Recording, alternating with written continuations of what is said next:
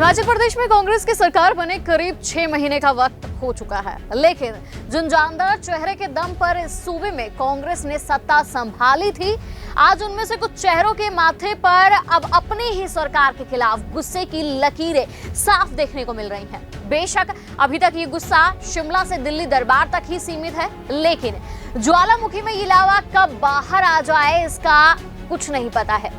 Sukhu cabinet में मंत्रिमंडल विस्तार की खबरें हालांकि बहुत पहले से ही सामने आ रही हैं, पर सूत्रों की माने तो कांग्रेस हाईकमान के बार बार कहने पर भी सीएम सुखविंदर सिंह सुक्खू फिलहाल मंत्री बनाने के मूड में नजर नहीं आ रहे हैं। ऐसे में जिन बड़े चेहरों का नाम मंत्रिमंडल में शामिल किया जाना है, उनमें अब सरकार के खिलाफ गुस्सा भरता नजर आ रहा है।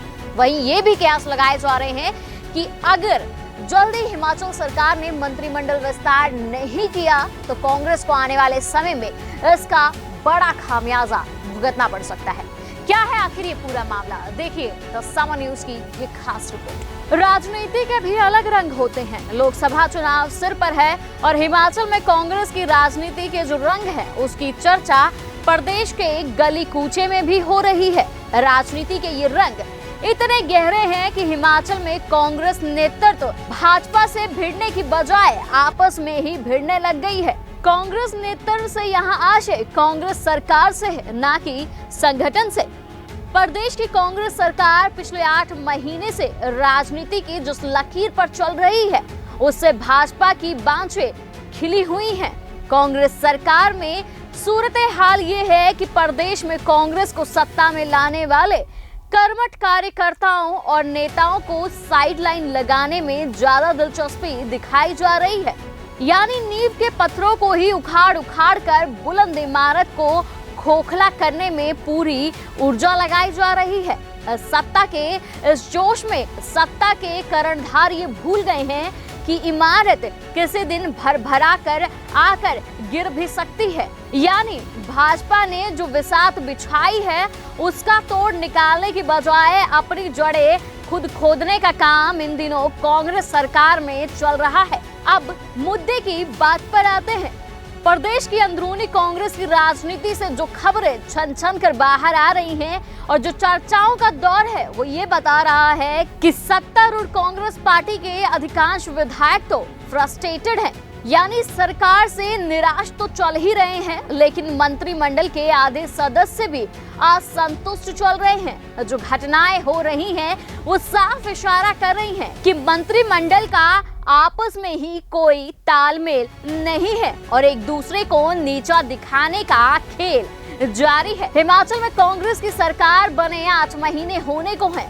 अभी तक 3 मंत्री पद खाली चल रहे हैं। इसके अलावा विधानसभा के उपाध्यक्ष सहित चीफ विप और डिप्टी चीफ विप भी कांग्रेस सरकार नहीं बना पाई है।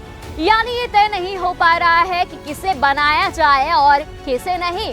शायद हिंदुस्तान की ये एकमात्र ऐसी सरकार है जिसमें कोई विधानसभा उपाध्यक्ष नहीं है, ना ही उप चीफ विप नहीं है और मंत्रिमंडल में भी कोई तालमेल नहीं है। राजनीतिक पर्यवेक्षक में ये मानते हैं कि किसी भी सरकार को 5 साल के कार्यकाल में सिर्फ 4.5 साल ही काम करने को मिलते हैं, क्योंकि अंत के 6 महीने में कभी भी कोड ऑफ कंडक्ट लागू हो जाता है। इस हिसाब से देखा जाए तो हिमाचल में कांग्रेस सरकार के पास अभी भी सिर्फ 4 साल का समय है। जो आउटपुट देखने को मिल रहा है उसमें 1 साल तो टाल मटोल में निकल गया है।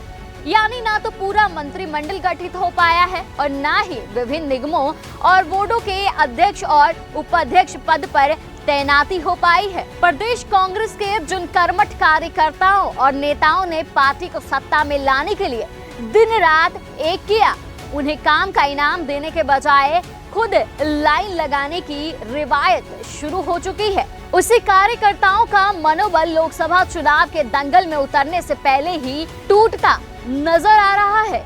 प्रदेश में जिन लोगों की मेहनत से कांग्रेस सरकार सत्ता में आई, वो सरकार में कहीं नहीं दिख रहे, बल्कि अब साइडलाइन होने लगे हैं। अब तो कांग्रेस के कर्मठ कार्यकर्ता और कई नेता भी खुलेआम ही कहने लगे हैं कि कांग्रेस सरकार में एक गुट विशेष के लोगों को कुर्सियों से नवाजा गया है और ओहदे बांटते समय किसी की पार्टी की प्रति निष्ठा नहीं देखी गई, बल्कि ये देखा गया कि कौन किसका पड़ोसी है, कौन किसका मित्र रहा है। कांग्रेस सरकार में शुरू हुई इस नई किस्म की रिवायत से कांग्रेस के भीतर ही असंतोष का जो ज्वाला उभल रहा है, उसका विस्फोट आने वाले समय में कभी भी हो सकता है।